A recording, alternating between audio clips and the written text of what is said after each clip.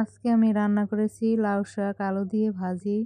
তো পুরো ভিডিওটা দেখার জন্য আমার সাথেই থাকুন। আসসালামু আলাইকুম, হ্যালো এভরিওয়ান।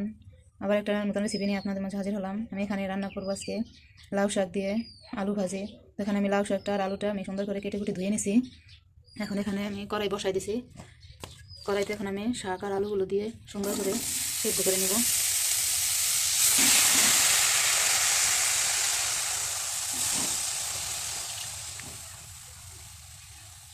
এখন দিয়ে দেব কাঁচামরিচ আর দিয়ে দেব পরিমাণ মতন লবণ দিয়ে আমি এটাকে সুন্দর করে ঢেকে দিব।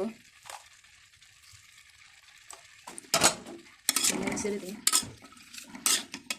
এখন এটাকে আমি সুন্দর করে ঢেকে দিব। ঢেকে এটাকে আমি সুন্দর করে সেদ্ধ করে নিব।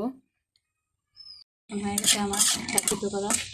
এখন এটাকে আমি যেটাই বলেন বাজার বা ফোড়ন বা আমাদের দেশে বলে তেলে দেওয়া, আমি এখানে এটা দিয়ে দেবো। তো এখানে আমি পেঁয়াজ, রসুন আর 2টা শুকনো মরিচ কুচিয়ে নিয়েছি। এখন এটা দিয়ে আমি তেলে দিয়ে নেব। এখন আমি কড়াইতে পেঁয়াজগুলো দিয়ে দেবো। পরিমাণ মতন তেল দিয়ে দেবো।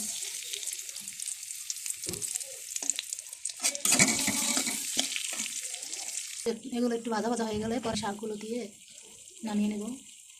পেঁয়াজ রসুনটাকে সুন্দর করে আমার ভাজা হয়ে গেছে। এখন আমি শাকগুলো দিয়ে দেবো।